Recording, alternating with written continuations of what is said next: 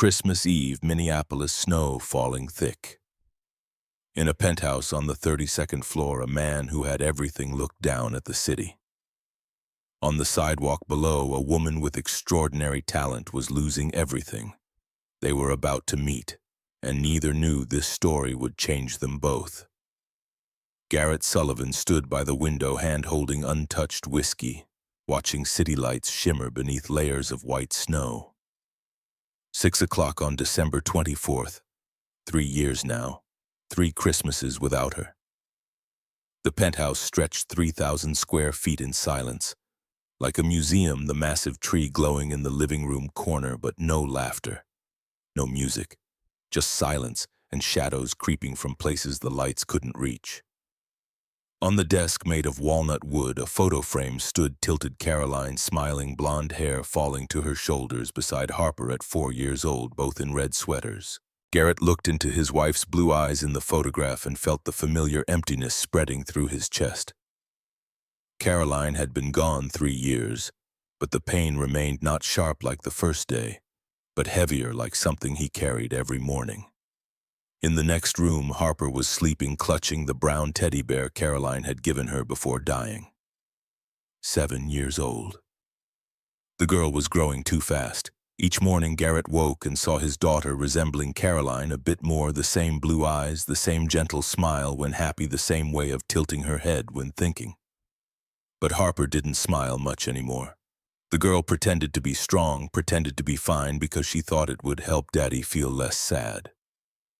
The phone vibrated on the desk. Brian Keller, Garrett's executive assistant, someone who never called unless something important had happened.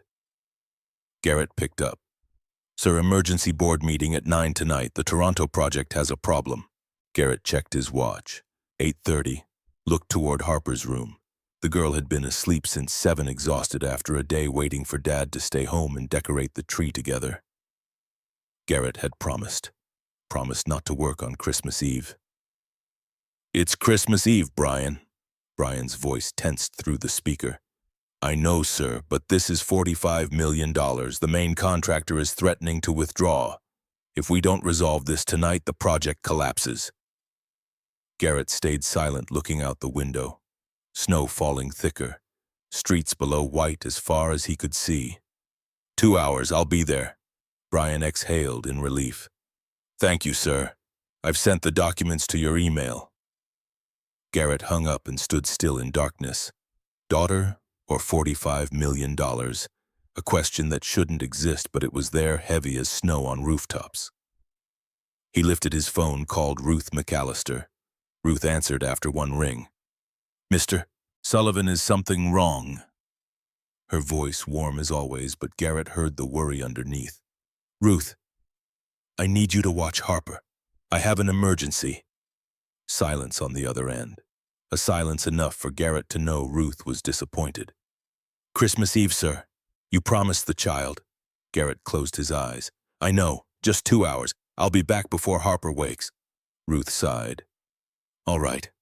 I'll be there in 15 minutes, but you must promise don't let the child see you break your word again. She's already lost her mother." Garrett felt guilt like a brick pressing on his chest. "I know. Thank you, Ruth." He hung up, stood looking toward Harper's room one more time. The girl lay quiet in purple blankets, the teddy bear beside her. Garrett entered, sat on the bed's edge, stroking his daughter's hair. Harper didn't stir, breathing steady, face peaceful in sleep. "I'm sorry, sweetheart. Daddy promises to make it up." But his promises were growing emptier even to himself. 8:30, Garrett drove the black Audi A8 out of the building's underground garage. Snow fell thick as a white curtain, wind blowing hard, streets slippery. Radio reported severe weather warnings advising people not to go out unless necessary. Garrett turned off the radio, focused on the road. Meeting for 2 hours, solved the Toronto problem, then home. Simple as that. But nothing was ever simple on Christmas Eve. At the same time, 14 blocks away, Natasha Winters stepped out of the homeless shelter on 3rd Avenue. Her coat thin, not warm enough for a snowy night like this. But that was all she had. A cloth bag hung from her shoulder containing a few things. An old laptop, pencils, drawing paper, and a photo she didn't want to look at but couldn't throw away. A picture of Dominic Blake, the man she'd once loved, once trusted, once planned to marry. The man who destroyed everything she built. 2 years ago, Tasha was a promising architect at a major firm. Her design won a national competition, a $20 million project. Dominic, then a colleague and fiancé, worked on the same team. Then everything collapsed. Dominic accused Tasha of plagiarizing designs from an old project. Presented falsified evidence, reported to management. Tasha was fired within a week. Nobody believed her. Dominic took over the project, got promoted, and abandoned Tasha when she needed him most. Now Tasha lived in the shelter, worked part-time at a cafe to make money, and drew designs nobody looked at. But she didn't give up. Still drew every day, still believed that one day she would prove her talent. Tonight, Tasha intended to go to Stella's cafe to ask for extra shifts. Christmas, the cafe was crowded and she needed money to rent her own room. Escape the shelter as soon as possible.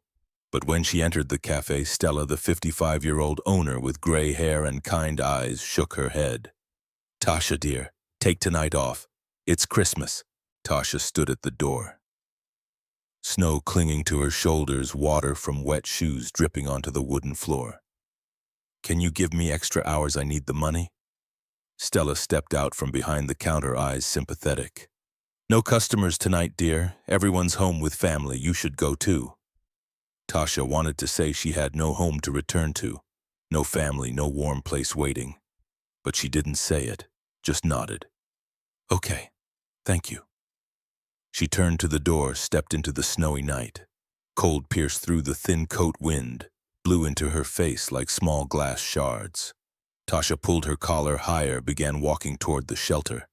But her feet stopped at the corner of 5th and Hennepin. A small park bench covered white with snow, empty. Tasha sat down, not caring about the wet snow soaking through her pants. She opened her bag, took out a folded drawing paper, a sketch of the house she'd once dreamed of. 2 stories, a large backyard, a swing beside a big oak tree. Wide windows welcoming morning light. She looked at the drawing and felt empty. Dreams now were just pencil strokes on paper, nothing more, nothing less. The green traffic light turned red. Tasha stood prepared to cross the street. Suddenly, a beam of headlights shone straight into her face, the sound of brakes screeching. A black Audi skidded on the snowy road, rushing toward her like an uncontrolled beast. Tasha jumped aside, but too slow. The car stopped just 1 foot in front of her, but the violent jolt made her lose balance, falling backward onto the snow. The cloth bag fell, drawing papers flew everywhere. The laptop slid onto the sidewalk. The car door opened. A tall man, dark brown hair, wearing a black suit, jumped out. "Are you all right? I'm so sorry, the road was too slippery." His voice deep, worried. Garrett Sullivan ran over, knelt beside Tasha, hand extended to help her stand. But Tasha didn't take it. She stood up herself, brushed snow off her pants, didn't look at him. "I'm fine." Her voice cold, tense. Garrett stood still, looking at her. Streetlight fell on Tasha's face, high cheekbones, dark brown eyes, long black hair soaked with snow. But it wasn't her appearance that made Garrett pause. It was the expression on her face. Dignity. Even when falling in snow, even when wet and cold and clearly struggling, she didn't show weakness. Didn't beg. Didn't expect. Garrett looked down at the street, saw drawing papers scattered. He bent down, picked up one sheet. A building design, intricate details, confident strokes. "Are you an architect?" Tasha snatched the paper from his hand. "Used to be." 2 simple words, but containing a whole story. Garrett didn't know what that story was, but he sensed the pain in her voice. He looked at her one more time. Coat torn at the shoulder, old sneakers soaked through, hands trembling not from fear, but from cold. "Do you need a ride anywhere I can take you?" Tasha didn't turn back. "No need." She walked away, picking up drawing papers fallen on the snow. Garrett stood beside the Audi, watching. There was something about her. Not pity, not guilt for almost hitting her. It was something deeper, a feeling he couldn't name. He looked down at his hand, still holding another drawing paper. The design of a two-story house backyard swing, like the house Caroline once said she wanted to build for Harper. Garrett looked back at Tasha. She was walking away, small figure in the snowy night. He held the drawing paper, climbed into the car, drove off. But his mind wasn't calm. 10 minutes later, arriving at Sullivan Engineering Solutions on the 22nd floor of Wells Fargo Tower, Garrett was still thinking about that woman. About the way she stood up in the snow. About the way she refused help. About the talented designs in the torn bag. Brian Keller was waiting in the conference room along with 3 other board members. Toronto project documents spread on the table, financial charts projected on the large screen. The main contractor threatened to withdraw due to payment issues, and if they withdrew, the project collapsed. The company lost $45 million. Brian began presenting, but Garrett wasn't listening. He looked out the window, saw snow falling thicker. Thought about Harper sleeping at home. Thought about Ruth sitting watch in the middle of Christmas night. Thought about the woman on the street with no warm place to return to. "Mr. Sullivan, are you listening?" Garrett turned back, looking at Brian. "I'm listening. What's your solution?" Brian presented details, proposed negotiating with the contractor, offering a new payment plan. Garrett listened for 5 minutes, then shook his head. "Cancel the meeting." Silence filled the room. Brian looked at Garrett like he'd just spoken an alien language. "Excuse me." Garrett stood, grabbing his coat. "Cancel the meeting. We'll resolve this after Christmas. Email the contractor, tell them we accept their terms. I'll sign Monday morning." One board member, Mr. Pritchard, 60 years old, gray hair, thick glasses, spoke up. "But Mr. Sullivan, if we don't resolve this tonight..." Garrett turned back, voice calm but firm. "Then the project might be delayed a few days, but Harper will lose her 3rd Christmas without her father beside her. Some things matter more than money, Mr. Pritchard." He walked out of the room, leaving 4 men stunned. Brian ran after. "Mr. Sullivan, are you sure?" Garrett didn't stop. "More sure than anything in the past 3 years." He stepped into the elevator, pressed the button down to the garage, but when the elevator doors were about to close, Garrett pressed the open button again. He turned to Brian. "What's the address of the cafe near the corner of 5th and Hennepin?" Brian took out his phone, searched. "Stella's Cafe, sir." "Why?" Garrett didn't answer. The elevator doors closed. 9:15 at night, Garrett drove back to the corner of 5th and Hennepin. Snow still falling. Streets deserted. He stopped the car by the curb, looked around, didn't see her. Garrett opened the door, stepped down, walked along the sidewalk. Wind blowing hard, cold cutting skin. He turned into the small park beside and saw her. Natasha Winters sat on the park bench, body shivering, arms hugging, both arms trying to stay warm. She didn't look up when hearing footsteps, just sat there looking down at the snow-white ground. Garrett stopped a few feet away, not wanting to scare her. "You're still here?" Tasha, startled, looked up, recognized him, the man who almost hit her. "Are you following me?" Her voice guarded, sharp. Garrett shook his head. "No, I was just worried." Natasha stood, hand gripping the cloth bag tight. "I don't need your worry, I'm fine." But her voice trembled, not from anger but from cold. Garrett looked at her, said nothing for 30 seconds, just the sound of wind blowing snow falling softly on the ground. Finally, he sat down on the bench, keeping respectful distance, not invading her space. "You're right. I don't need to worry, but I do." Tasha stood still, looking at him. This man wasn't like others. No pitying eyes, no condescending tone, just genuine concern, the kind of concern she hadn't seen in 2 years. "You don't know anything about me." Garrett looked up, his blue eyes meeting her brown eyes. "I know you draw beautifully. I know you're talented. And I know someone with talent like that shouldn't be sitting in the snow on Christmas Eve." He reached into his coat pocket, took out the drawing paper he'd picked up earlier. The design of the 2-story house. He handed it to Tasha. "You left this behind." Tasha looked at the paper, looked at him, then sat down on the bench a safe distance away. She took the paper, said nothing. Silence stretched. Garrett didn't break the silence.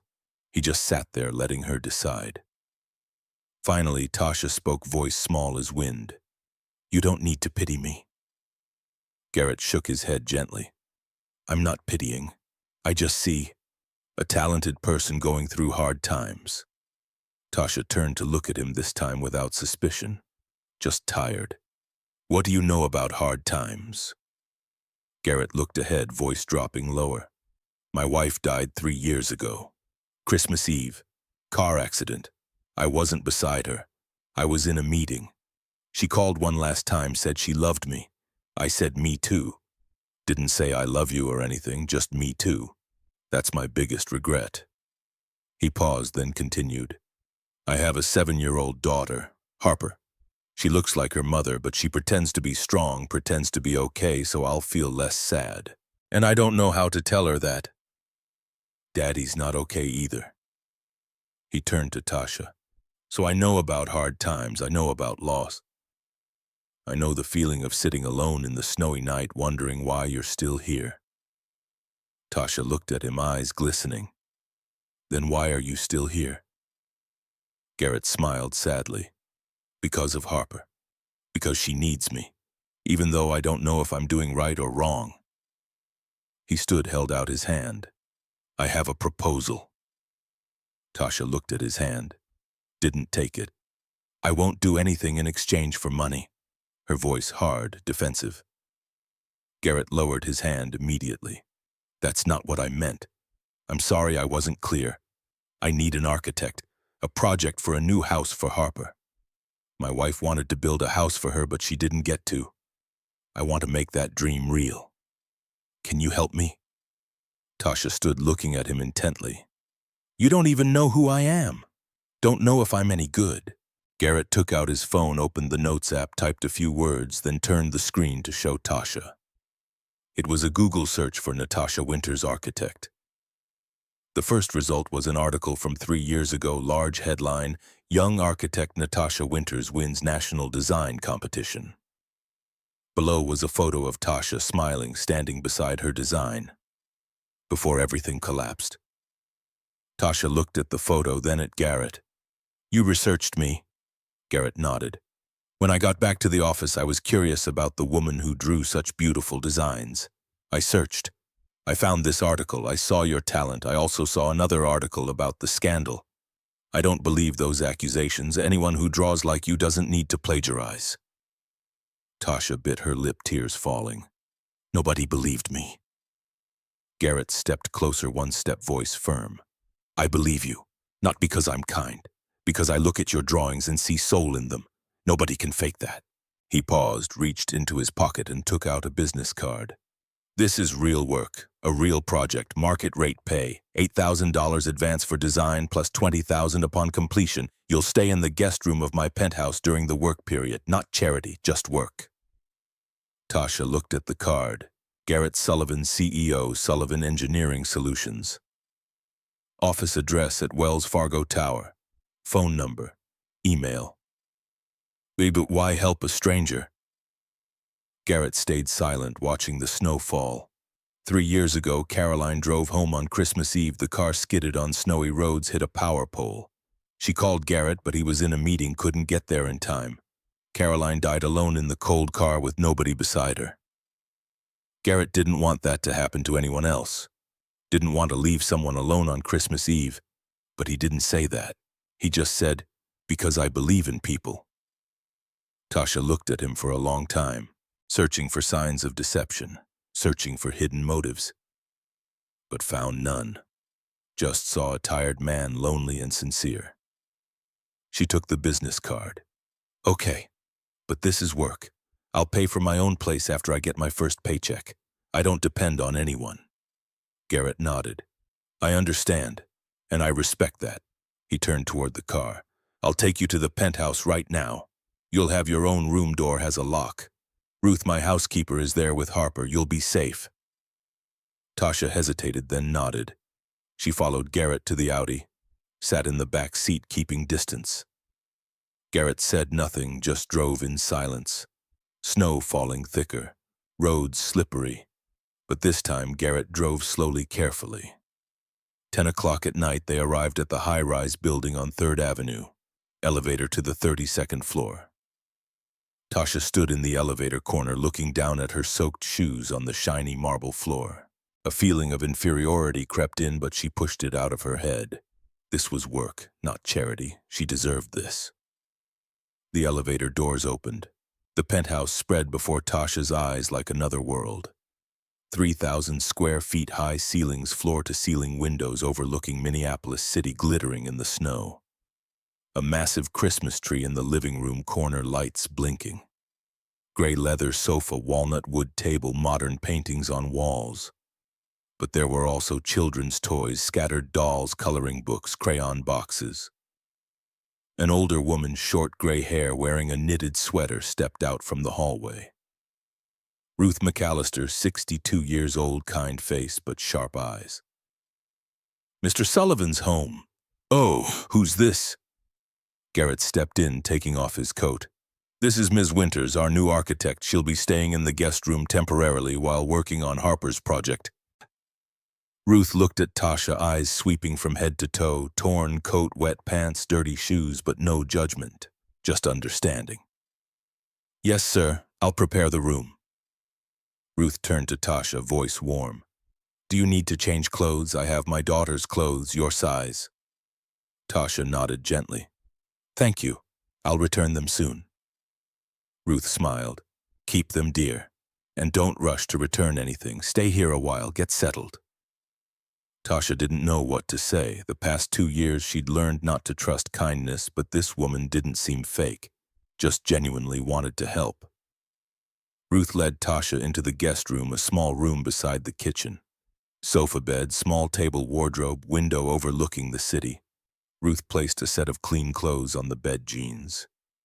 Knitted sweater, thick socks. "Bathroom's at the end of the hall. There's plenty of hot water. Take a shower, I'll make hot soup." Tasha looked at Ruth, tears trying to escape her eyes. "Thank you." Ruth patted Tasha's shoulder gently, then left. Tasha stood alone in the room, looking around.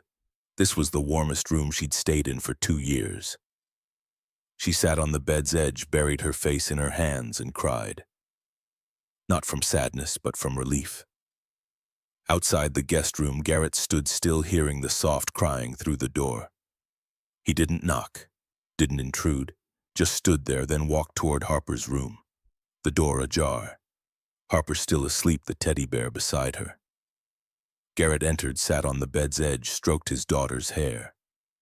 "Daddy's home, sweetheart, and Daddy brought someone who can help us." Harper didn't wake, but Garrett felt lighter in his chest. He'd done the right thing. This time he didn't look away. This time he didn't leave someone alone. In the kitchen, Ruth cooked hot potato soup, toasted bread. Tasha came out after showering, wearing the clothes Ruth gave, wet hair tied back, face clean. She looked different. Younger, softer, no longer the hardened look of someone who had to fight every day to survive. Ruth smiled. "Sit down, dear. Eat." Tasha sat at the table. Garrett also sat, but kept respectful distance. Ruth placed a bowl of soup in front of Tasha, a plate of toasted bread, and a cup of hot tea. "Eat slowly, dear. Don't rush." Tasha picked up the spoon, dipped it into the soup, and ate. Hot, salty, fragrant, with butter and mashed potatoes. She hadn't had a warm meal like this in many weeks. Tears fell again, but she didn't hide them. Ruth sat beside her, placed a hand on Tasha's hand. "It's okay, dear. You're safe here." Tasha nodded, couldn't say anything. Garrett watched this scene, felt something in his chest melting. 3 years he'd lived in this penthouse with Harper and Ruth, but there was no life, just routine. But tonight, for the first time in 3 years, he felt this house wasn't just a place to stay, but a place with people. Suddenly, small footsteps. Harper stepped out from the hallway, hand holding the teddy bear, eyes wide open.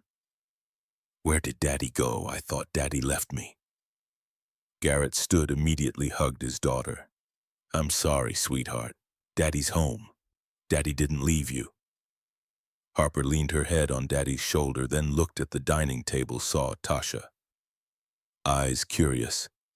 "Who's she?" Tasha knelt down eye level with Harper smiled gently. My name is Tasha. I'm Daddy's friend. Harper looked at Tasha intently, then looked up at Garrett. Is she staying here for Christmas? Garrett nodded. Ms. Tasha will be here for a while, helping Daddy build a new house for you. She's a very good architect. Harper's eyes lit up. Will she draw a house for me? A house like Mommy used to say? Tasha looked at Garrett. He nodded encouragingly. She turned back to look at Harper. I will draw it, promise. Harper let go of the teddy bear, walked over and hugged Tasha unexpectedly. Tasha stood still, not knowing how to react, but then she slowly hugged the child back, hands trembling. Ruth stood beside, wiping tears. Garrett watched this scene, felt his heart tighten. His daughter, the 7-year-old who'd lost her mother and pretended to be strong, was now hugging a stranger as if finding something long lost. Ruth spoke gently. All right, Harper. Ms. Tasha is tired. Let her rest. Harper let go, looked at Tasha. Sleep well. Tomorrow I'll play with you. Tasha smiled, the first genuine smile. Okay, sweetheart. Sweet dreams to you. Ruth led Harper back to her room. Garrett and Tasha stood in the kitchen. Silence spreading, not uncomfortable, just quiet. Garrett spoke. Thank you for giving Harper hope. Tasha shook her head. I haven't done anything. Garrett looked at her. You're here. That's more than she's had in 3 years. He paused, then added, My wife died 3 years ago. Harper misses her mother every day, but she pretends to be strong so I won't be sad. She thinks if she doesn't cry, I'll be okay. But I'm not okay. And I don't know how to tell her that. Tasha listened, didn't interrupt. Garrett continued. Tonight, for the first time in 3 years, I saw her smile genuinely. Not pretending. And I know that's because of you. Tasha looked down at the floor. I'm sorry. About your wife. Garrett nodded. I'm sorry too. About tonight. I didn't mean to save you. I just didn't want to look away. Tasha looked up at him. Sometimes helping isn't about pity, it's about empathy. Garrett smiled gently. Exactly. They stood there a while longer, then Garrett pointed toward the guest room. Get some rest. Tomorrow we'll start the project. Tasha nodded, turned away. But before closing the room door, she turned back. Mr. Sullivan. Garrett stopped. Call me Garrett.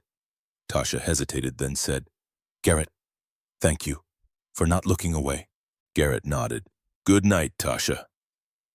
The door closed. Garrett stood in the hallway looking at the guest room door, then walked toward his room. Inside, he stood by the window watching snow fall. Christmas Eve was no longer silent like before. Something had changed. He didn't know what it was, but he felt it. A beginning. A second chance. Morning of December 25th, Christmas. Tasha woke on the sofa bed in the guest room. Morning light shone through the window, snow covering the city white. She sat up, looked around the small room, warm bed, clean blanket, small table with reading lamp. The past 2 years, she'd slept on bunk beds in the shelter, surrounded by sounds of strangers sighing and coughing. But last night, she slept in quiet. No noise, no fear, just safety. She stood, put on the clothes Ruth gave yesterday, and stepped out. The penthouse was quiet. Coffee smell drifted from the kitchen. Ruth was standing by the stove, pouring coffee into a cup. Good morning, dear. Did you sleep well? Tasha nodded. Yes, thank you. Ruth handed the coffee cup to Tasha. Mr. Sullivan and Harper are still sleeping. Today's Christmas, so we're not rushing. Eat breakfast. Ruth cooked pancakes, bacon, eggs. Tasha sat at the table, ate in silence. Everything tasted better than any meal she could remember. Ruth sat across, sipping coffee, not saying anything, just observing. Finally, Ruth spoke. Mr. Sullivan is a good man, but he carries a lot of pain. Harper, too. They need someone to help them heal. Maybe you're that person. Tasha looked up. I'm just an architect. I don't know how to heal anyone. Ruth smiled. Sometimes healing isn't through words, but through presence. Before Tasha could answer, small footsteps rang out. Harper ran from the hallway, hair messy, wearing pink pajamas, eyes lighting up when seeing Tasha. Ms. Tasha, you're still here. Harper ran over, hugged Tasha. Tasha caught the child, smiled. Good morning, Harper. Merry Christmas. Harper pulled Tasha's hand. Look at my room. Daddy said you'll draw a new house for me. Tasha looked at Ruth. She nodded encouragingly. Tasha let Harper lead her. Harper's room was at the end of the hall. Door open, walls painted, soft pink toys neatly arranged on shelves, small bed with purple blanket. But what Tasha noticed most was the photo on the bedside table, a blonde woman smiling, hugging little Harper. Caroline, Garrett's wife. Harper stood beside Tasha, looking along. That's my mom. She was very beautiful, wasn't she? Tasha knelt down eye level with Harper. Very beautiful. You miss her a lot, don't you? Harper nodded, eyes sad. Every day, but I don't tell Daddy because Daddy will be sad. Tasha placed her hand on Harper's shoulder gently. You know, sometimes speaking out sadness helps us feel less sad. Your daddy also misses your mommy, and he wants you to share. Harper looked at Tasha. Do you think so? Tasha nodded. I'm sure. Harper was silent for a moment, then said, Mommy used to say she'd build a house for me. A house with a garden, with a swing, with a big room for me to draw. Mommy said she'd draw it for me, but Mommy, she didn't get to. Tasha hugged Harper. I'll draw it for you. Promise. And we'll build that house, so your mommy will be proud. Harper hugged Tasha back, crying softly. Tasha held the child in her arms, felt her heart melting. She'd never had children, never thought she'd be good with kids. But Harper was different. This child needed someone, and Tasha couldn't turn away. Garrett stood at the room door watching this scene. He didn't enter, didn't interrupt, just stood there watching his daughter cry in a stranger's arms and felt relief. 3 years Harper had never cried in front of him. The child pretended to be strong, pretended to be okay. But with Tasha, Harper let down that pretense, and Garrett knew that was what the child needed. Ruth came beside Garrett, whispered, You see, she's good with the child. Garrett nodded, not taking his eyes off Harper and Tasha. I see, Ruth continued. You need someone too, Mr. Sullivan. You can't live forever in the past. Garrett turned to Ruth. She's just working, Ruth. Don't think too much. Ruth smiled wisely. You know it's not just that. Garrett didn't answer. Because he wasn't sure. He just knew that since Tasha stepped into this house, something had changed. The air was lighter. Harper smiled more. And he felt less lonely. Christmas afternoon, Tasha opened her old laptop, sat at the dining table, began drawing. Garrett sat across Harper, lay on the carpet drawing with colored pencils. Tasha looked at Garrett. What do you want the house to be like? Garrett thought. A place Harper feels safe. A place with light. A place with a mother. His voice dropped on the last sentence. Tasha looked up, looked at him. Their eyes met. Nothing said but understood. Tasha nodded, turned back to the laptop, started drawing. 2 hours passed in silence. Garrett sat there watching Tasha work. The way she frowned when concentrating. The way she bit her lip when thinking. The way her hands moved on the keyboard and mouse, creating intricate strokes. Harper dozed off on the carpet, exhausted after a Christmas day. Ruth came in, carried the child to bed. Finally, Tasha turned the laptop screen to show Garrett. Done. First draft. Garrett looked. A 2-story house, sloped roof, white painted walls, large windows. Wide backyard swing beside oak tree. Harper's room on the 2nd floor, east-facing window to welcome morning light. Spacious kitchen, cozy living room, small library in the corner. Every detail perfect. Garrett looked for a long time, then looked up at Tasha. Perfect. How did you know? Tasha smiled sadly. Because I also once dreamed of a house like that. A house I'll never have. Garrett looked at her, saw pain in her eyes. He wanted to ask, but didn't. Not now. You will have it. Someday. Tasha shook her head. I'm not sure, but at least I can draw it. And Harper will have it. Garrett stood, walked beside Tasha, placed his hand on her shoulder gently. Thank you for giving Harper hope. and for giving me hope." Tasha looked up, looked into Garrett's eyes. Deep blue eyes containing pain, but also sincerity. She didn't know what to say, just nodded. Garrett withdrew his hand, walked toward the window, looked out. Snow had stopped falling. The city was quiet under the white layer. He turned back to look at Tasha. "You know, the past 3 years I've lived in this penthouse but didn't feel alive. Just existing. Going to work, coming home, taking care of Harper, sleeping, then repeating. No hope, no future, just the past." He paused, voice choking. "But last night when I saw you sitting in the snow, I felt something.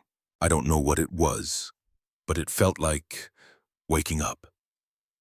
Tasha stood, walked beside Garrett. They stood next to each other, looking out the window. "Me too. The past 2 years I just tried to get through each day. Didn't dare to hope, didn't dare to trust, but last night when you didn't look away from me, I felt maybe there's still a chance." Garrett turned to look at her. "There's always a chance, as long as we don't give up." Tasha nodded. "I won't give up, not this time." They stood there in silence, watching the city, not touching, but close. Close enough to feel each other's presence. Close enough to know that from this Christmas night their lives had changed, and no one could go back to before. 2 weeks passed in a rhythm Tasha had forgotten existed. Morning light through penthouse windows, Harper's laughter over breakfast, the smell of Ruth's cooking filling rooms that had been silent too long. Tasha worked at the dining table each day, refining the house design while Garrett left for the office and Harper attended school. But evenings brought them together, 3 people learning to exist in the same space without the weight of loneliness pressing down. Tasha received her first payment on January 7th, $8,000 deposited into an account that had been empty for months. She sat on the edge of the guest bed, staring at her phone screen, the number blinking like a promise she'd stopped believing in.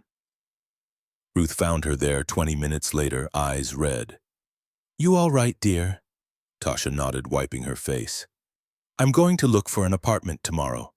I have enough now for first month and deposit." Ruth sat beside her, hands folded in her lap.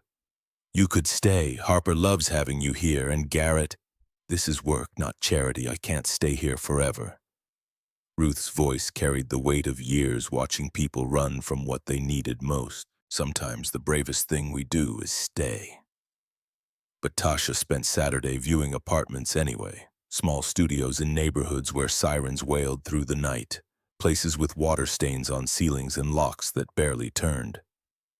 She returned to the penthouse at 6, shoulders tight with disappointment, to find Harper waiting by the door. "You went looking for a new house without telling me?" The hurt in those 7-year-old eyes cut deeper than Tasha expected. "I was just looking, sweetheart. I haven't decided anything." Harper's chin trembled. "Everyone leaves. Mommy left, now you're leaving too." Garrett appeared in the hallway, still in his work clothes, tie loosened. He knelt beside his daughter. "Ms. Tasha isn't leaving, Harper. She's just finding her own place. That's different." But Harper ran to her room door, slamming hard enough to rattle the frame. Garrett stood slowly, exhaustion carved into every line of his face. "She's scared of getting attached and losing someone again." Tasha set down her bag, the weight of what she'd done settling over her. "I should have told her. I'm sorry." Garrett shook his head. "You don't owe us explanations about your life. This is temporary, we both know that." The words sat between them like stones. Temporary. But nothing felt temporary anymore. Not the way Harper hugged Tasha each morning. Not the way Garrett's eyes found hers across rooms. Not the way this place had started feeling like something dangerously close to home. Tasha knocked on Harper's door. A small voice, thick with tears. "Go away. Can I come in just for a minute?" Silence. Then the lock clicked. Tasha entered to find Harper face down on her bed, clutching the brown teddy bear. Tasha sat on the edge, hand resting lightly on Harper's back. "I'm not going anywhere yet, Harper. The project isn't finished. I still need to draw the electrical plans, the plumbing, all the boring stuff. That takes weeks." Harper rolled over, eyes swollen. But then you'll go. Tasha couldn't lie to a child who'd already lost too much. Maybe, but even if I live somewhere else, we'll still see each other. I promise. Harper sat up, small hands gripping Tasha's arm. I want you to stay forever. I want you to be my new mommy. The words hung in the air like a confession that couldn't be taken back. Tasha's heart cracked open, all the walls she'd built crumbling at once. Oh, sweetheart, it's not that simple. Why not? You like Daddy. I see the way you look at him. And he looks at you the same way he looked at Mommy in the pictures. Tasha pulled Harper close, hiding her own tears in the child's hair. Sometimes grown-ups need time to figure things out, to be sure. But what if you run out of time? What if something bad happens again? The question held a wisdom no 7-year-old should possess. Tasha held Harper tighter, feeling the weight of a child's grief pressing against her chest. Then we hold on to the good moments while we have them. That's all anyone can do. They sat together until Harper's breathing evened out the storm, passing as quickly as it had arrived. When Tasha emerged from the room, Garrett was standing in the hallway, far enough to give privacy but close enough to have heard everything. You didn't have to do that. Tasha shook her head. She needed to hear it, even if it wasn't the answer she wanted. Garrett stepped closer, voice dropping low. What she said, about the way I look at you. Tasha met his eyes, pulse quickening. Garrett, I know this is complicated. You work for me. You're staying in my home. All the reasons this is a terrible idea, I can list them. He moved closer still, the space between them shrinking to inches. But she's not wrong, and I think you know that. Tasha's breath caught. She could feel the heat radiating from him, see the way his chest rose and fell with each careful breath. 2 years of keeping everyone at arm's length, and here was a man offering something she'd stopped believing existed. I'm not ready. For this. For anything beyond. I know. I'm not asking for anything, just telling you the truth. He stepped back, creating distance that felt both necessary and devastating. Good night, Tasha. She watched him walk to his room door, closing softly. Her hands were shaking. She pressed them against the cool wall, steadying herself. This couldn't happen. She couldn't let herself fall into something that would inevitably shatter. Not again. But Harper's words echoed through her mind as she lay in bed that night, staring at the ceiling. What if you run out of time? What if something bad happens again? 3 days later, Garrett came home early from work. Tasha was in the kitchen with Ruth reviewing tile samples for the bathrooms. He looked different. Jaw-tight movements, sharp with barely controlled anger. Tasha, we need to talk. My office, now. Ruth's eyes widened. Tasha followed Garrett down the hall, dread pooling in her stomach. He closed the door behind them, turning to face her with an expression she couldn't read. I had lunch with some colleagues today. One of them mentioned that Dominic Blake has been asking questions about you, about where you're working, who hired you. The name hit like a physical blow. Tasha gripped the back of a chair. Dominic, why would he? Because apparently I'm his biggest competitor in the Minneapolis market, and he's interested in why his ex-fiancée is suddenly designing houses for me. The room tilted. Tasha's vision blurred at the edges. He's your competitor. Garrett's expression softened slightly. You really didn't know? I didn't even know your company name until that first night. I was just trying to survive, Garrett, not plotting corporate espionage. He ran a hand through his hair, frustration bleeding into concern. I believe you, but Dominic won't. He's already spreading rumors that I'm using you to get information about his projects. Tasha sank into the chair, the world she'd been rebuilding crumbling again. This is what he does. He destroys anything good I try to build. Garrett knelt in front of her, hands on the armrests but not touching her. Then we fight back. We finish the project. We prove your talent speaks for itself. You don't understand. Last time I trusted someone to stand beside me, they used that trust to destroy me. How do I know? She stopped, but the damage was done. Garrett's face went blank, the warmth draining from his eyes. How do you know I won't do the same? Tasha couldn't answer. The silence stretched between them like a canyon. Garrett stood walking to the window overlooking the city. After everything we've shared, after you've lived in my home, met my daughter, seen me at my worst, you still think I'm capable of that? I don't think that, but fear doesn't listen to logic. He turned back, voice hollow. Then maybe you should find somewhere else to stay. If you can't trust me, this arrangement isn't working. The words landed like blows. Tasha stood, legs unsteady. You're throwing me out. I'm giving you what you wanted. Distance, independence, space to decide if I'm the enemy or not. He walked past her, opened the door, and left her standing alone in his office. Tasha pressed her fist against her mouth, holding back the scream building in her chest. She'd done exactly what she swore she wouldn't let fear drive away the one person who'd shown her genuine kindness. Harper found her 20 minutes later, still standing in the same spot. Are you and Daddy fighting? Tasha knelt down, forcing steadiness into her voice. We're just figuring some things out, sweetheart. Grown-ups always say that when they're about to leave. The wisdom in those words gutted her. This child had learned too young that words like figuring things out meant abandonment. I'm not leaving yet. I still have work to finish. But you will leave. That's what you were going to say before. Tasha couldn't lie anymore. She pulled Harper close. I don't know what's going to happen, but I promise even if I go, I'll stay in your life. You'll always be able to find me. Harper's small body shook with silent sobs. I don't want to find you. I want you here. That night, Tasha packed her laptop and drawings. She'd finished the project from somewhere else, a coffee shop, a library, anywhere but this penthouse that had started feeling like home. But when she emerged with her bag, Ruth was waiting in the hallway. Where do you think you're going? Garrett wants space. I'm giving it to him. Ruth blocked the door, small but immovable. That man doesn't want space. He wants you to fight for this, to prove you're not going to run the moment things get hard. I can't give him what he needs. I'm too broken. Ruth's voice cut through the self-pity like a blade. We're all broken, dear. That's not the question. The question is whether you're brave enough to let someone help put the pieces back together. Tasha set down her bag, tears finally breaking free. What if he breaks me worse? What if I let myself believe this is real and then you'll survive, like you survived Dominic, like you survived 2 years of nothing. But at least you'll have tried.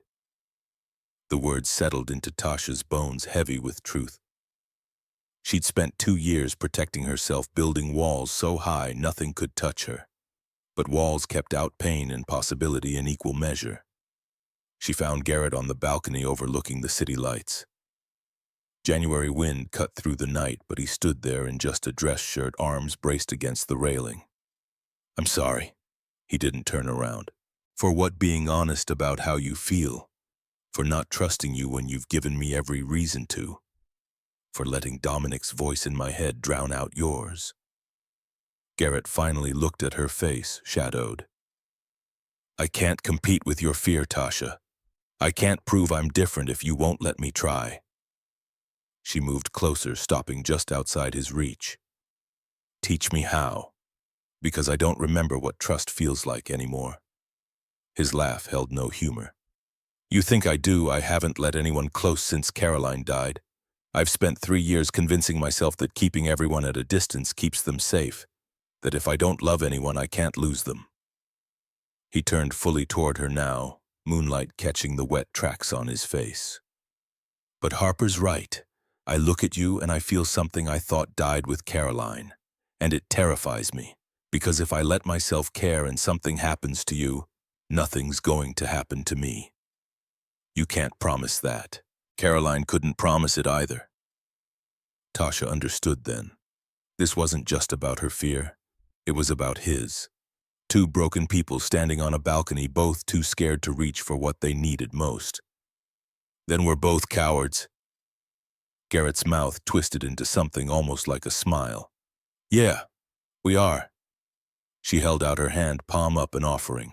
What if we're cowards together for a little while? He stared at her hand for 10 seconds. 20. Then slowly, carefully, he placed his palm against hers. His skin was warm despite the cold night air.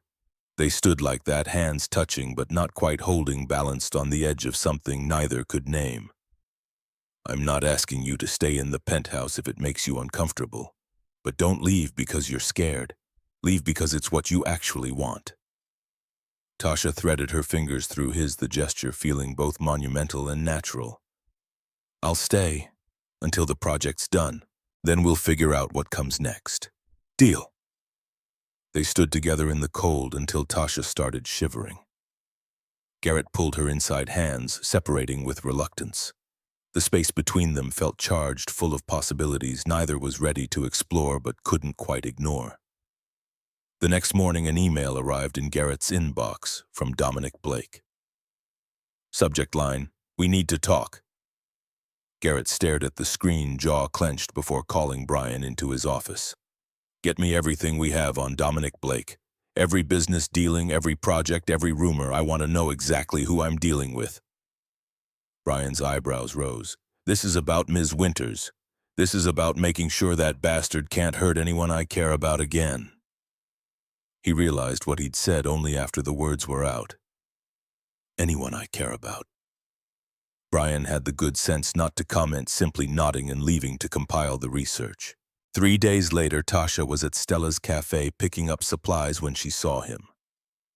Dominic Blake standing by the counter, expensive suit, perfectly tailored hair styled like he'd just left a photo shoot. Their eyes met across the cafe. His smile was slow, predatory. Natasha, long time. She grabbed her coffee, intending to leave without speaking. But he moved to block her path close enough that she could smell his cologne, the same scent that used to make her feel safe and now made her stomach turn. I heard you're working for Sullivan Engineering. Interesting choice. Not that it's your business, but yes.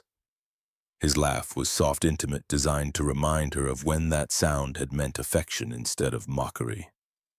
Everything about you is my business, Tasha. You're using my ex-fiancé status to get close to my biggest competitor. That makes you a problem. I didn't even know Garrett was your competitor until last week. I'm designing a house for his daughter, that's all. Dominic leaned closer, voice dropping.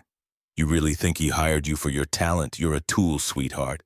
He's using you to get information about my projects, and when he's done, he'll throw you away like I should have. The words hit every insecurity she'd been fighting. You're lying. Ask yourself why a man like Garrett Sullivan, successful CEO, Penthouse Resources, to hire anyone, chose a homeless architect with a scandal in her past. Either he's a saint or he's playing you. He stepped back, adjusting his cufflinks. When this blows up, and it will, don't say I didn't warn you. He walked out, leaving Tasha standing alone with her coffee growing cold in trembling hands. The rational part of her brain knew Dominic was manipulating her, but the wounded part, the part that had trusted him once and paid dearly, wondered if he might be right. She returned to the penthouse to find Garrett in his home office, door open, laptop surrounded by stacks of documents. He looked up when she entered, smile fading when he saw her face. What happened? Dominic found me at Stella's cafe. Garrett stood immediately, crossing to her. What did he say? Did he threaten you? Tasha set down her bag, unable to meet his eyes. He said you're using me, that you hired me to get information about his company. The silence that followed felt like falling. And you believe him? It wasn't a question. Garrett's voice had gone flat, empty of everything that had been building between them. I don't want to, but he made me wonder, why did you hire me? Really, a man with your resources could have hired anyone. Garrett walked back to his desk, hands braced against the wood. Get out! The words were quiet but absolute. Garrett, I'm just asking, get out! He still wasn't looking at her. Tasha felt the ground dissolving beneath her feet. I don't want to fight, I just need to understand. He finally turned, and the pain in his eyes made her chest constrict. You need to understand, after I opened my home to you. After I trusted you with my daughter, after I told you things I haven't told anyone in 3 years, you still think I'm capable of using you. That's not what I'm saying. That's exactly what you're saying, and if that's what you think of me, then Dominic's already won. He doesn't need to destroy what we have because you're doing it for him. Tasha's throat tightened. Please, let me explain. There's nothing to explain. You've made it clear where we stand. Finish the project, send me the final designs by email. Then take your payment and find somewhere else to live. He walked past her shoulder, brushing hers, and left his own office. Tasha stood surrounded by his work, the documents, the plans, the evidence of a man building something real, and realized what she'd done. She'd let Dominic's poison seep into the one good thing she'd found in 2 years. Harper found her 10 minutes later, still frozen in place. Daddy's really mad. He's packing your stuff. Tasha's heart stopped. What? She ran to the guest room. Garrett was there, methodically folding her clothes, placing them in the worn duffel bag she'd arrived with. His movements were precise, controlled, but she could see the tension in his shoulders, the way his jaw worked like he was grinding his teeth. You don't have to do this. Yes, I do. He continued packing, not looking at her. I won't beg you to stay. I won't convince you I'm a good man. If you can't see that by now, nothing I say will change your mind. Garrett, please, I made a mistake. I let him get in my head. He finally looked at her, eyes red-rimmed. That's the problem, Tasha. He still has that power over you, and until you take it back, I can't. His voice broke. He turned away, pressing his palms against the dresser, head bowed. I was falling for you. I didn't want to. I tried to stop it. But watching you with Harper, seeing you slowly come alive again, I couldn't help it. He straightened, wiping his face roughly. But I can't be with someone who sees me as a potential threat, who second-guesses every kindness. That's not love. That's imprisonment. Tasha wanted to argue, to defend herself, but the words died in her throat. He was right. She'd been treating his generosity like a trap waiting to spring. She'd been so focused on protecting herself that she hadn't considered what it cost him to keep extending trust she refused to accept. I'm sorry. For everything. Garrett zipped the duffel bag, held it out to her. I know, but sorry doesn't fix this. Harper appeared in the doorway, tears streaming down her face. Don't make her go, Daddy, please. I'll be good. I'll be better. Just don't make her leave. The sound of Harper's desperation shattered something in Tasha. This child who'd already lost so much was watching another person disappear from her life. Because Tasha was too broken to accept help, too scared to believe in second chances. She took the bag from Garrett, then knelt in front of Harper. This isn't your fault, sweetheart. This is grown-up stuff that got complicated. You promised you'd stay. You promised. I know, and I'm breaking that promise. I'm so sorry. She hugged Harper, feeling the child's small body shake with sobs, and knew she'd never forgive herself for this. But she took the bag anyway, walked to the door anyway. Because the alternative, staying and slowly destroying the fragile trust between her and Garrett, seemed worse. Ruth was in the hallway, arms crossed, disappointment etched into every line of her face. You're making a mistake. I know. Then why are you doing it? Tasha's voice came out hoarse. Because I don't know how to stop being afraid, and he deserves someone who does. She walked past Ruth, past the dining room where she'd spent weeks perfecting the house designs, past the kitchen where they'd shared quiet morning coffees. The elevator doors closed on the penthouse, and Tasha let herself cry for the first time since Dominic had destroyed her life 2 years ago. Because this time she couldn't blame anyone but herself. She checked into a cheap motel on the edge of downtown. The room smelled like cigarettes and disappointment. She opened her laptop, pulled up the house designs, and worked through the night. If this was all she could give Garrett, a beautiful house for his daughter, then she'd make it perfect. Make it something Harper could hold on to when she thought about the woman who'd promised to stay and didn't. 3 weeks passed in a gray haze. Tasha finalized every detail of the design, electrical layouts, plumbing schematics, finish schedules. She sent each section to Garrett via email, no personal notes, just professional attachments. He never responded, just forwarded them to contractors and sent payment confirmations. The house itself broke ground in mid-February. Tasha drove past the construction site once, watching from her car as crews dug foundations in frozen ground.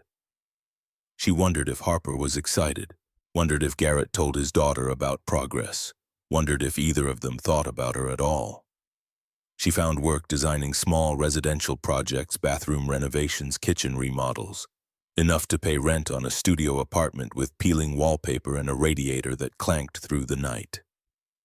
She'd escaped the shelter. She'd rebuilt her career from nothing. She should have felt victorious. Instead, she felt hollow. On March 1st, Brian Keller called her number. She almost didn't answer, but curiosity won. "Ms. Winters, this is Brian, Mr. Sullivan's assistant. I know who you are. What do you want?" "Mr. Sullivan doesn't know I'm calling, but I thought you should know we've compiled evidence proving Dominic Blake falsified the documents that got you fired 2 years ago. Emails, financial records, witness statements. Everything you'd need to clear your name and sue for damages." Tasha sat down heavily on her second-hand sofa. "Why would you tell me this?" "Because Mr. Sullivan spent weeks gathering this information. He was planning to give it to you as a gift, proof that you were right and Dominic was lying. But then you left and he locked it all in his desk and hasn't mentioned it since." Her hands were shaking. "He did that for me. He did that because he cares about you, and because watching you doubt yourself was killing him." Brian's voice softened. "I've worked for Mr. Sullivan for 5 years. I've never seen him care about anyone the way he cares about you, but he won't reach out. He thinks you've made your choice. I did make my choice. I chose to leave." "Then why do you sound like someone who regrets it?" The question hung between them until Tasha quietly ended the call. She sat in the growing darkness of her studio apartment, surrounded by the evidence of her survival, and wondered when survival had stopped being enough. The file arrived 3 days later. A physical envelope, no return address, full of printed emails and financial statements. Evidence that Dominic Blake had fabricated the plagiarism accusations, stolen her designs, and systematically destroyed her reputation to advance his own career. Everything she'd need to file a lawsuit, to get her name cleared, to rebuild her professional reputation completely. And Garrett had done this, had spent weeks uncovering the truth, had given her the tools to fight back, even after she'd walked away, even after she'd doubted him. Tasha spread the documents across her floor, reading through each one. By the time she finished, dawn was breaking outside her window. She picked up her phone, dialed the number she'd been avoiding for weeks. "Ruth, it's Tasha. I need your help." Ruth met Tasha at a coffee shop 3 blocks from the penthouse. March wind rattled the windows, spring still weeks away. The older woman ordered tea, studying Tasha across the small table with eyes that missed nothing. "You look terrible." "Thanks. That's exactly what I needed to hear." Ruth's expression didn't soften. "You called me, so tell me what you want." Tasha pulled out the folder of evidence, sliding it across the table. "Garrett did this. Spent weeks proving Dominic destroyed my career, and I walked away before he could give it to me." Ruth glanced at the documents without touching them. "So you finally realized what the rest of us already knew. That man would burn down the world for people he loves. I don't know how to fix what I broke." "Have you considered starting with the truth? Walking into his office and telling him you were wrong?" Tasha's throat tightened. "What if he won't listen? What if I hurt him too badly?" Ruth leaned forward, voice sharp as winter air. "Then you'll have your answer. But right now, you're living in limbo, punishing yourself for being afraid, and meanwhile Harper asks about you every single day. That child drew you a picture for your birthday, a birthday she remembered from overhearing you tell me the date, and she cries herself to sleep wondering why you stopped loving her." The words landed like physical blows. Tasha pressed her hand against her mouth, holding back the sound, trying to escape. "I never stopped. I was trying to protect them from me. From you, or from the possibility that they might actually choose to keep you." Ruth stood, leaving her tea untouched. "Garrett's at the construction site every Saturday morning, checking progress on Harper's house. He'll be there tomorrow at 9. What you do with that information is your choice. She walked out, leaving Tasha alone with the folder and the weight of her own cowardice. Saturday morning arrived cold and bright. Tasha stood across the street from the construction site, watching crews frame walls that would become the house she'd designed. The structure had risen from frozen ground. 2 stories taking shape, windows marked with tape. The bones of something beautiful. Garrett's Audi was parked in the gravel lot. She could see him through the unfinished doorway, hard hat on, gesturing as he spoke with the foreman. Even from a distance, she could read the tension in his shoulders, the way he moved with purpose, but without joy. Tasha forced herself to cross the street, boots crunching on gravel. A construction worker nodded as she approached. "You looking for someone, ma'am?" "Garrett Sullivan. I'm the architect. I just need to check some measurements." The lie came easily. The worker waved her through. She stepped onto the plywood subflooring, breathing in the smell of fresh lumber and concrete. Garrett stood with his back to her, studying a blueprint spread across a makeshift table. The foreman had walked away, leaving him alone. "The load-bearing wall placement looks wrong in this section." Her voice cut through the construction noise. Garrett went still, didn't turn around. "Ms. Winters, I wasn't aware you were still involved in this project." The formality was a wall between them, thick as the concrete foundations. "I'm not, officially, but I designed this house. I need to make sure it's built right." He finally turned, and the sight of him stole her breath. He'd lost weight. Shadows carved hollows beneath his eyes. The man who'd offered her kindness on Christmas night looked like he'd been fighting a losing battle with exhaustion. "Everything's being built to spec. Your designs were comprehensive. We don't need additional consultations." Professional. Cold. Nothing like the person who'd held her hand on the balcony. "I'm not here about the house." "Then you should leave. I'm working." He turned back to the blueprints, dismissing her. Tasha stepped closer, refusing to be pushed away again. "I have proof. About Dominic. Everything he did to destroy my career, the falsified documents, the stolen designs, all of it. Someone compiled evidence strong enough to file a lawsuit."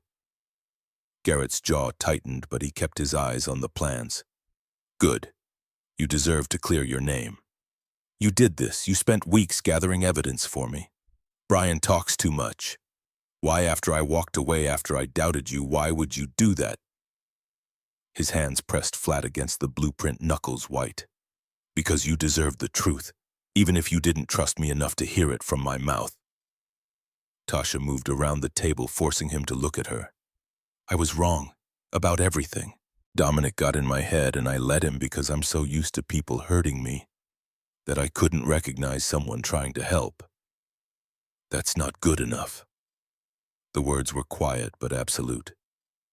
Garrett straightened, removing his hard hat, face carved from stone. "You don't get to walk back into my life with an apology and expect everything to be fine. You hurt me, Tasha. You hurt Harper. And we've spent 3 months learning to function without you." "I know, and I'm not asking you to forgive me. I'm just asking you to let me try to prove I'm not the coward you think I am." "I never thought you were a coward. I thought you were brave, surviving what you survived, still believing in your work, still trying to rebuild, but then you ran the moment things got hard, so maybe I was wrong about you." Each word cut deeper. Tasha felt tears building but refused to let them fall. "You weren't wrong. I am brave, but I'm also terrified of losing people, of trusting and being destroyed again, of letting Harper get attached when I might fail her." Garrett's expression didn't change. "Everyone's terrified. That's not an excuse." "No, it's not, but it's the truth. And I'm here because I finally realized something." She took a breath, steadying herself. "Running away didn't make me safer. It just made me alone, and I'm tired of being alone." Garrett studied her face, searching for something. Finally, he spoke, voice rough. "What do you want from me, Tasha?" "A chance. To prove I can stay. To show Harper I keep my promises even when I'm scared. And what about us? What about what I said on the balcony?" Heat flooded her cheeks. "I don't know. I'm not ready for—" "Then nothing's changed." He picked up the blueprints, rolling them with methodical care. I can't do this halfway. Can't watch you slowly trust me while keeping one foot out the door. Harper needs stability and I need... His voice cracked. He cleared his throat, composure fracturing. I need someone who chooses to stay, not someone who stays because they feel guilty. Tasha grabbed his arm, stopping him. I'm choosing. Right now. I'm choosing you and Harper and this terrifying possibility that maybe I deserve good things. Garrett looked down at her hand on his arm, then up at her face. The hardness in his expression wavered. You left once. What stops you from leaving again when things get difficult? Nothing. Except me. Except deciding that the risk of losing this is worse than the safety of having nothing. They stood in the unfinished house, sawdust motes floating in morning light streaming through frameless windows. The construction crew had noticed them, was keeping a respectful distance, but the foreman kept glancing over, clearly waiting to continue the conversation. Garrett gently removed her hand from his arm. I need time to think about whether I can trust you not to break Harper's heart again. I understand. Do you? Because I've watched my daughter cry herself to sleep asking what she did wrong, watched her draw you pictures she'll never send. You became part of her life and then disappeared. That's not something I can just forgive because you showed up with evidence and pretty words. Each sentence was justified. Tasha nodded, accepting the weight of what she'd done. Tell me what I need to do to earn another chance. Garrett's laugh was hollow. I can't tell you that. You have to figure it out yourself. And if you can't, then maybe we were never meant to work in the first place. He walked away, boots loud on plywood, leaving her standing in the house she'd designed for a family she'd abandoned.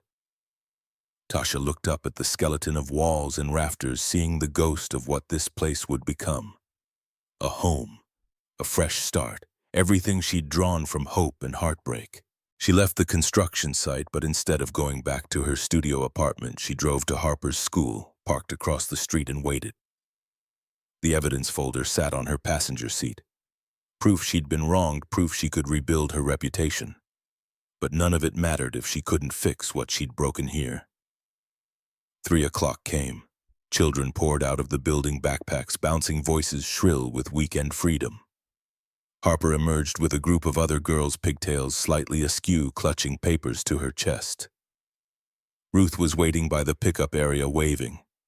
Harper ran to her and Tasha's heart clenched at the sight. She started her car, ready to leave. But Harper turned at that exact moment, scanning the street, and their eyes met across 40 yards of distance. The child went still. Then she dropped her papers and ran. Tasha, you came back. Harper launched herself at Tasha as she climbed from the car, small arms wrapping around her waist with desperate strength. Tasha knelt, gathering the child close, feeling Harper's tears soak into her shoulder. I'm sorry. I'm so sorry I left. I thought you didn't love me anymore. I thought I did something wrong. No, baby, no. You did everything right. I was scared and I made a terrible mistake. Ruth approached, expression unreadable. Parents were watching, whispering. Tasha realized what this must look like, a stranger grabbing a child outside school. She started to pull back, but Harper held tighter. Don't go again, please. I'll be better. I'll be so good.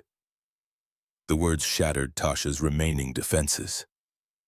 She looked up at Ruth, helpless. I saw Garrett this morning. He needs time to decide if he can trust me. Ruth's expression softened fractionally. But what about Harper? Does she get a vote? Harper pulled back, small face streaked with tears and hope. I vote yes. I want Tasha to come home. Home. The word hung between them, impossibly large. Tasha brushed hair back from Harper's face. It's not my home, sweetheart. I stayed there while I worked on your house, but now that work's done. So come back for a different reason. Come back because we want you. Children around them were staring now. Ruth cleared her throat. We should take this conversation somewhere more private. Harper, go get your papers. We'll talk in the car. Harper ran back, scooping up the scattered artwork. Ruth crossed her arms, voice low. You're putting that child through an emotional ringer. I know. But I can't promise something I'm not sure I can deliver. What if Garrett decides he doesn't want me around? What if?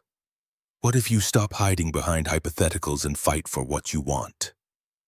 Harper returned, clutching her papers, looking between the two women anxiously. Are you fighting about me? Tasha shook her head. Never. Adults sometimes disagree about the best way to help kids. But we both want you to be happy. Then let her come home. Ruth sighed, pulling out her phone. I'm calling Mr. Sullivan. He should know what's happening. She stepped away, speaking in low tones. Harper grabbed Tasha's hand, squeezing tight. I drew you a picture for your birthday. It was in February, but I didn't know where you lived, so I kept it.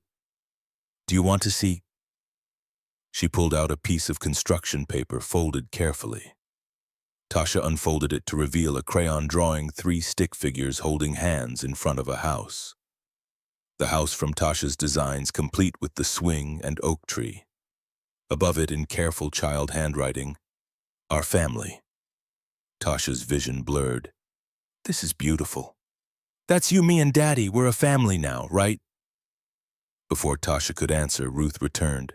He's on his way. He wants to talk to you both. The drive back to the penthouse was silent except for Harper's chatter. She'd switched into relentless optimism, describing everything that had happened in the 3 months since Tasha left. The new teacher who gave too much homework, the friend who'd moved to California, the way she'd measured her height against the doorframe every week, hoping to grow tall enough to reach the high shelves. And Daddy's been sad, really sad. He tries to hide it, but I hear him at night sometimes walking around when he can't sleep. He misses you too, even if he won't say it. Ruth shot Harper a warning look in the rearview mirror. That's enough, Harper. Let's not put words in people's mouths. But the damage was done. Hope bloomed painful and bright in Tasha's chest. Garrett was waiting in the penthouse when they arrived, still in his work clothes from the construction site. He'd beaten them here, must have driven dangerously fast. His expression when he saw Tasha was complicated anger and longing warring behind careful control. Harper, go to your room. Adults need to talk. But now. The sharpness in his voice made Harper flinch. She looked at Tasha, scared. You won't leave while I'm gone, promise. Tasha wanted to promise, wanted to swear she'd be there when Harper came out, but she couldn't make guarantees that depended on Garrett's forgiveness. I'll try my best to still be here. It wasn't enough. Harper's face crumpled, but she obeyed, walking slowly to her room, looking back 3 times before closing the door. Ruth excused herself, disappearing into the kitchen with pointed discretion. Garrett waited until they were alone before speaking. You ambushed my daughter at school. I didn't plan it. I was sitting in my car trying to decide what to do, and she saw me.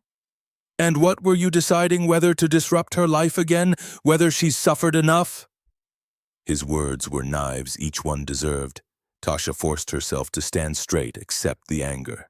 I was deciding if I am brave enough to fight for what I want, even if it means risking rejection. And Harper's feelings are collateral damage in your journey of self-discovery. No, Harper's feelings are exactly why I'm here. She drew me into her family in that picture, and I want that to be real. Garrett's control cracked. He turned away, hand pressed against his forehead. You can't walk back into our lives like nothing happened. Can't just decide you're ready now and expect everything to be fine. I don't expect that. I expect you to be angry, to make me prove I've changed, but I also expect you to admit you still feel something, or you wouldn't be this upset. He spun back, eyes blazing. Of course I still feel something. I'm in love with you, Tasha. Have been since Christmas, but love isn't enough when trust is gone. The confession hung in the air, impossible to unhear. Tasha's breath stopped. You love me? I thought that was obvious. Why else would I spend weeks compiling evidence to clear your name? Why else would I let you live in my home? Eat meals with my daughter, become part of our daily routine. I was falling for you every single day, and you were counting the moments until you could run. That's not fair. I was scared. Everyone's scared. You think I wasn't terrified, opening my life to someone new, letting Harper get attached, risking my heart for the first time since Caroline died, but I did it anyway because I thought you were worth the risk. His voice broke on the last word. He turned away again, shoulders shaking. And then you proved I was wrong. Tasha moved closer, unable to maintain distance anymore. You weren't wrong. I am worth the risk, but I needed to believe that myself before I could ask you to believe it too. She touched his shoulder, felt him tense. I spent 3 months in a studio apartment working jobs that paid bills but meant nothing. Safe. Alone. Exactly what I thought I wanted. Her hand slid down his arm. But every morning I woke up and the first thing I thought about was Harper's laugh. The way you looked at me over morning coffee, the feeling of belonging somewhere, and I realized safety without joy is just another kind of death. Garrett turned and his face was wet. How do I know you won't run again? The first time things get hard, the first time doubt creeps in. You don't, but I'm asking you to believe in me anyway, the same way I'm choosing to believe you're not like Dominic. That trust is a leap we take together. They stood inches apart, the space between them charged with everything unsaid. Garrett raised his hand fingers, hovering near her face but not quite touching. I want to. God, Tasha, I want to believe this can work. Then believe, take the risk with me. His hand finally made contact, palm cupping her cheek, thumb, brushing away tears she hadn't realized were falling. The touch was electric, familiar despite the months apart. If I let you back in, if I give you another chance, I need promises. Real ones. Anything. Promise you'll tell me when you're scared instead of running. Promise you'll fight for us even when it's hard. And promise you'll never make Harper feel abandoned again. Each word was a vow he needed. Tasha placed her hand over his, holding it against her face. I promise. All of it. And I promise to spend every day proving I mean it. Garrett studied her face, searching for lies, for hesitation. Finding neither, he pulled her close, wrapping arms around her like he was afraid she'd vanish. Tasha clung to him, breathing in the scent of sawdust and cologne, feeling his heart race against her chest. I'm still angry. It's going to take time to rebuild what broke. I know. And you're not moving back in. Not yet. You need to prove you can stay without the convenience of living here. Okay. But we'll have dinner. Here with Harper. 3 times a week. You'll be part of her life again slowly, and we'll see if this can work. Tasha pulled back enough to see his face. That's more than I deserve. It's what I need. Slow. Careful. With room to fail. She nodded, accepting the terms. Then, because she'd learned that some things couldn't wait, she rose on her toes and kissed him. Soft, tentative, a question more than a statement. Garrett froze for half a second before responding, his hand sliding into her hair, deepening the kiss with 3 months of longing behind it. When they broke apart, both breathing hard, his forehead rested against hers. That was a terrible idea. Probably. We're supposed to take things slow. Right, slow. Neither of them moved. Harper's door opened down the hall. Small footsteps approached, then stopped. When Tasha glanced over, Harper was peeking around the corner, face lit with cautious hope. Is Tasha staying? Garrett's arm stayed around Tasha's waist as he answered. She's staying for dinner, and she'll visit more often, but we're taking things slow, okay? Adults need time to figure stuff out. Harper ran forward, crashing into both of them, arms barely able to wrap around 2 adult waists. I love you both so much. Tasha's eyes met Garrett's over Harper's head. Love. The word Harper used so easily while they were still learning to trust it. But maybe that's what children did, showed adults how to be brave. Ruth appeared with impeccable timing, wooden spoon in hand. Dinner's in 20 minutes. Someone want to set the table? Harper volunteered, immediately dragging Tasha with her. They fell into the old rhythm, Harper chattering about placement. Tasha folding napkins the way Ruth had taught her months ago. Garrett watched from the kitchen doorway, something unreadable in his expression. Dinner was both familiar and strange. They sat in the same places as before, Garrett at the head, Harper to his right, Tasha to his left. But the conversation was careful, everyone testing boundaries. Harper filled silences with school stories. Ruth asked pointed questions about Tasha's studio apartment. Garrett said little, watching the interactions like he was memorizing them. After Harper went to bed, Tasha prepared to leave. She'd called a rideshare, not wanting to presume Garrett would drive her. But he grabbed his keys anyway. "I'll take you. Harper's asleep. Ruth's here." They drove through downtown Minneapolis in silence, streetlights painting stripes across the car's interior. Finally, as they neared Tasha's building, Garrett spoke. "I'm using the evidence you found, filing a lawsuit against Dominic next week. My lawyers say it's airtight." Tasha's head snapped toward him. "Your lawyers, you thought I'd just hand you the evidence and let you fight alone. That's not how this works. He came after you. He tried to use you to get to me. So we go after him together." The word "together" settled warm in her chest. "I can't ask you to do that." "You're not asking, I'm telling you. That bastard has spent 2 years getting away with destroying your career. Time someone held him accountable." He pulled up to her building, a 3-story walk-up with peeling paint and bars on ground-floor windows. His expression darkened. "This is where you've been living. It's safe enough. Better than the shelter. It's a shithole. It's what I can afford." Garrett turned off the engine, hands gripping the steering wheel. "When this lawsuit settles, and it will settle because Dominic won't want this going to trial, you'll have enough for a real apartment, something with actual security." "I'm not taking settlement money. I want my reputation back, not his cash." "You'll take both, and you'll let me help you find a place that doesn't make me worry about your safety every night." Tasha unbuckled her seatbelt, turning to face him. "You worry about me. Every damn day, even when I was angry, even when I was trying to move on, I worried. It's exhausting." She reached across the console, taking his hand. "Then stop trying to move on. Stay right here with me, figuring this out." Garrett threaded his fingers through hers. "I'm trying.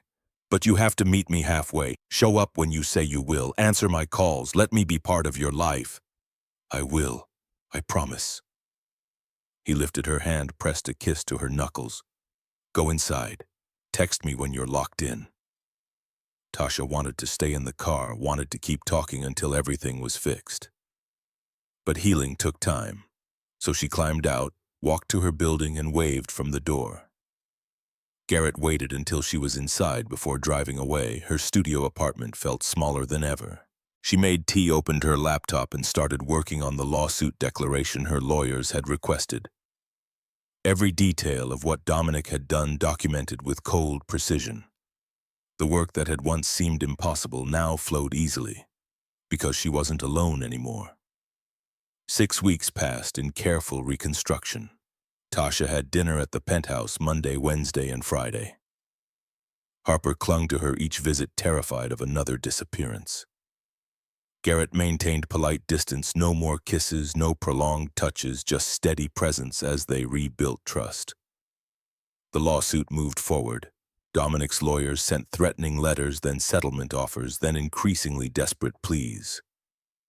The evidence was damning. Emails showing Dominic had stolen Tasha's designs, falsified documents, and bribed a colleague to support his accusations. By April, his professional reputation was crumbling. Tasha received a settlement offer on April 15th, $200,000, and a formal admission of wrongdoing. Her lawyers called it a victory. She called Garrett immediately. "They're offering $200,000 and Dominic has to publicly admit he lied." Garrett's voice carried satisfaction. "Take it. Make him pay for what he did. It feels wrong, like I'm letting him buy his way out. He's not buying anything, he's being held accountable. His reputation is destroyed, his career is stalling, and everyone knows he's a fraud. That's not an escape. That's justice." Tasha signed the settlement 2 days later. The money hit her account a week after that. She stared at the number, unable to process that she'd gone from homeless to financially stable in 4 months. Harper's 8th birthday arrived in early May. Tasha was invited to the party, small, just family and a few school friends at a pizza place. She brought a gift. She'd spent hours selecting a professional art set with pencils, paints, brushes, everything a young artist needed. Harper opened it in front of everyone, then burst into tears. Garrett looked alarmed until Harper launched herself at Tasha. "You remembered.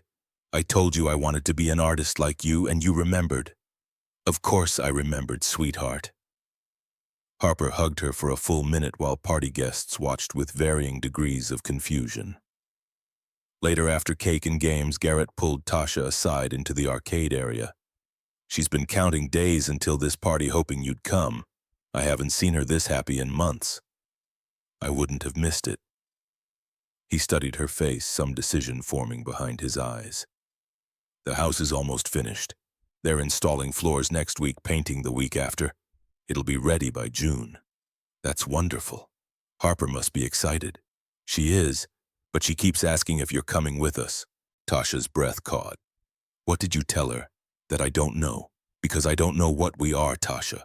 We have dinner 3 times a week. We talk every day, but we're stuck in this holding pattern and I don't know how to move forward."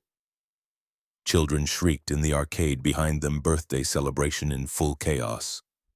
But here in this dim corner, the world narrowed to just them. "What do you want us to be?" Garrett's jaw tightened. "I want you to move into the house with us. I want to wake up next to you. I want Harper to have the family she draws in pictures, but I don't know if you're ready for that." "I am.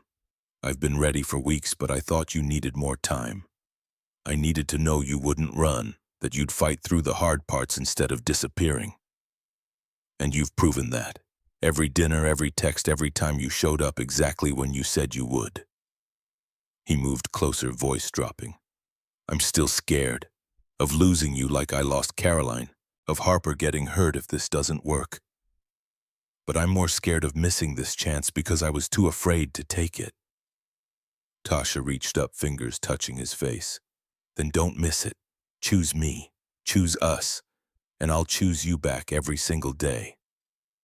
Garrett kissed her then in the arcade of a pizza place while video games beeped and children screamed and Harper's birthday party raged on. It wasn't romantic. It was real.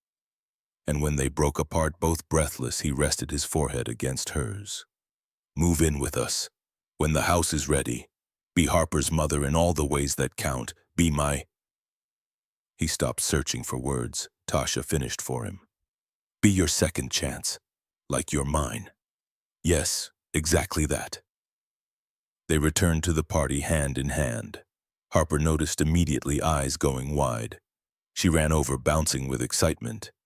"Are you and Daddy together now, like boyfriend and girlfriend?" Garrett glanced at Tasha, smile tugging at his mouth. "Something like that." "Does this mean Tasha's moving to the new house? Would you like that?" Harper's answer was to grab both their hands, jumping up and down. "Yes, yes, yes, we'll be a real family." The house was completed in late May, just as Minneapolis finally shook off winter's grip. Move-in day arrived on a Saturday, bright and warm. Tasha stood in the driveway looking up at the structure she'd designed from grief and hope. Every detail matched her vision, the white exterior, the oak tree swing, the windows flooding rooms with light. Harper ran past her, yelling about picking bedrooms. Ruth followed with boxes, shaking her head at the chaos. Garrett stood beside Tasha, arms sliding around her waist. "You did this, made something beautiful from nothing. We all did. This house is all of us." They walked through together, room by room. The kitchen where Ruth would cook family dinners, the library where Garrett could work from home, Harper's bedroom with its eastern windows and built-in desk for art projects, and the master bedroom, their bedroom, with space enough for 2 people learning to share their lives. That night, after boxes were unpacked and Harper was asleep, Tasha and Garrett sat on the back porch. The swing creaked gently, stars brilliant overhead. Tasha leaned against him, his arm around her shoulders. "I keep expecting to wake up and find this was a dream." "It's not a dream. It's work. Every day choosing to stay, choosing to trust. That's what makes it real." She turned to look at him, moonlight catching in his eyes. I love you. I should have said it weeks ago, but I was afraid, but I'm not afraid anymore. Garrett kissed her slow and deep, pulling her closer. I love you too. Have since Christmas, will until I die. You're mine now, and I'm yours, and nothing's going to change that. The swing rocked gently beneath them. Inside the house, Harper slept peacefully, the teddy bear from her mother beside her, and the knowledge that tomorrow Tasha would still be there. Ruth had already claimed a guest room, refusing to let them navigate parenthood alone. The house glowed warm in darkness, windows lit like promises. 1 year later, on Christmas Eve, Tasha stood in the kitchen making cookies with Harper while snow fell outside. The girl was 9 now, taller, more confident. She still missed Caroline, they all did, but the grief had softened into something bearable. Garrett came home early, stamping snow from his boots.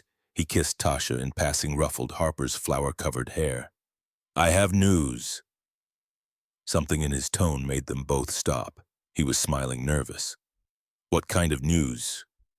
He handed Tasha an envelope. She opened it to find adoption papers. For Harper, with her name listed as prospective parent. You want to adopt her, make it official. I want her to have the mother she chose, the one who chose her back, if you're ready. Tasha looked at Harper, who was watching with barely contained hope. What do you think, sweetheart? Want me to officially be your mom? Harper's answer was to launch herself at Tasha, nearly knocking her over. I've been asking Daddy to do this for months. I want you to be my real mom, not just my maybe mom. Tasha signed the papers that night, hands shaking, tears falling on official documents. By the time Harper's 10th birthday arrived, the adoption would be final. But in all the ways that mattered, they'd already been a family for months. Spring came again, then summer. Tasha's architectural practice grew. Word spread about the woman who'd been wronged and fought back. Clients sought her out, wanting designs from someone who understood resilience. Garrett's company expanded, new projects across 3 states. Harper thrived, artwork covering every wall. They had fights. Tasha struggled with anxiety that sent her spiraling into fear. Garrett sometimes worked too much, forgetting promises. Harper had moments where grief for Caroline overwhelmed her, but they worked through it, together. Because family isn't about being perfect, it's about staying when things get hard. On a Tuesday in September, Tasha woke to find Garrett already awake, watching her sleep. That's creepy. Can't help it. Still can't believe you're here. She rolled toward him, pressed her face against his chest. Where else would I be? I don't know. Sometimes I worry you'll realize you could have done better.